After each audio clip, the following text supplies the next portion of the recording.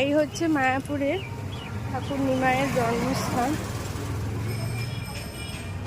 ভিতরে হয়তো দেখাতে পারবো না, বাইরেটাই তোমাদের দেখিয়ে দিচ্ছি।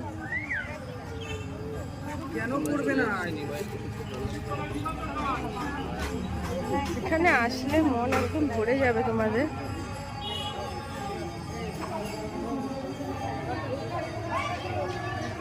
শুধু তোমরা নাম শুনতে পারবে, যেখানেই আসবে সেখানেই নাম নাম আর নাম।